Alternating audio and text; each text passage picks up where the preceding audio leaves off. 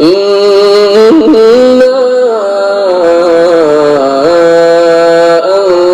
أنذرناكم عذابا قريبا يوم ينظر المرء ما قدمت يداه ويقول الكافر يا ليتني كنت ترابا. الله أكبر.